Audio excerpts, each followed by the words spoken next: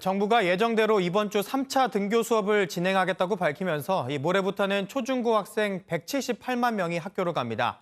일부 학부모들은 코로나19 확산세가 심상치 않다는 점을 들어 등교 중단을 호소하고도 있는데요. 김문영 기자와 자세한 이야기 나눠보겠습니다. 안녕하세요. 이제 많은 학생들이 등교가 시작이 됐습니다. 앞으로 이제 학교 남은 학생들의 등교 시기 한번 짚어주시죠.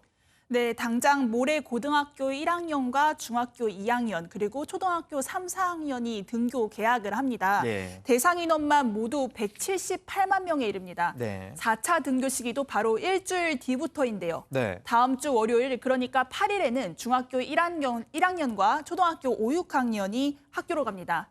앞서 지난달 20일 고등학교 3학년이 등교를 시작하면서 순차적으로 개학을 했는데 이번 주 3차 등교에 다음 주 4차 등교까지 이뤄지면 이제 모두 학교로 가는 겁니다. 1차와 2차 등교 인원까지 포함하면 앞으로는 매일 수백만 명의 학생들이 움직이게 됩니다. 예. 교육부가 등교할 학급과 학년을 각 시도교육청과 학교가 자율적으로 정하도록 하면서 교육 현장의 방역 긴장도가 높아질 예정입니다. 예. 네, 그런데 부산에서는 처음 고3 학생 확진자도 생겨났고 또 서울에서는 여의도뿐 아니라 목동의 학원가에도 비상이 걸렸다면서요. 네, 일단 부산 내성고 같은 경우에는 3학년 학생 A군이 확진 판정을 받았습니다. 예. 네, 그게 지난 28일이었는데요. 예. 그때 결과가 나온 뒤에 해당 학교의 모든 학생과 교직원이 자가격리가 되었습니다. 예. 오늘부터는 등교 수업을 중단하고 원격 수업을 진행합니다. 지금 이런 내성고 같이 학생이나 교사, 학원 강사 등이 감염돼서 이제 등교 수업을 중단하거나 연기한 학교가 전국적으로 총 830여 곳에 이릅니다. 예. 이런 가운데 어제는 또 서울 목동의 양정고등학교 학생 가족이 확진 판정을 받았다는 소식에 해당 학교가 오늘 하루 임시 폐쇄하기로 했습니다.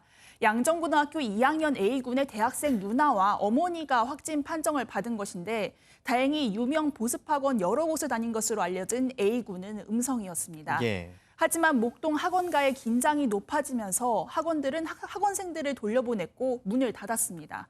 앞서 지난 28일 서울 여의도의 한 학원에서는 강사가 감염된 뒤에 수강생 2명이 확진 판정을 받은 사례가 있었죠. 예. 학원도 안심할 수가 없는 곳인 가운데 각 학교로의 등교도 차례로 이뤄지면서 학부모들이 불안을 호소하고 있습니다. 예.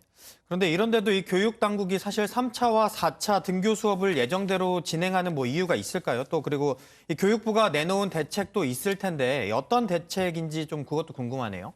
네, 교육당국은 아직은 통제 가능한 수준이라고 판단하고 있습니다. 예. 하지만 이태원발 감염에 이어 경기, 부천, 쿠팡 물류센터발 감염도 확산하면서 수도권의 등교 인원 등을 제한하기로 했습니다. 수도권 고등학교의 경우 등교 인원을 전체 학생 수의 3분의 2 이하로 유지하도록 하고요. 예. 마찬가지로 수도권의 유치원과 초등학교, 중학교 등의 등교 인원은 전체 학생의 3분의 1 이하로 줄인다는 방침입니다.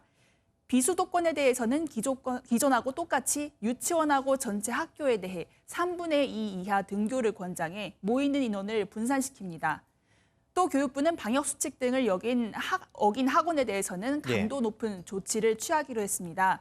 방역수칙을 어길 경우에 사업주와 이용자에게 300만 원 이하 벌금을 부과하거나 집합 금지 조치를 내리게 되고요. 예. 또 여기 확진자가 나온 학원에 대해서는 강도 높은 조치를 취해서 해당 학원을 폐쇄하기로 했습니다. 예. 한편 오늘부터 휴원 조치에 들어간 전국의 어린이집 같은 경우에는 수도권을 제외하고 모두 다시 문을 열기로 했습니다.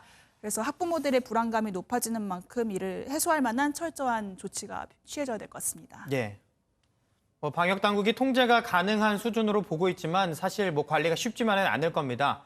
결국은 학교에서는 물론 방과 후에도 학생들이 철저하게 방역 수칙을 지키는 것이 힘들게 시작한 우리 일상을 지켜줄 겁니다. 지금까지 김문영 기자였습니다. 고맙습니다.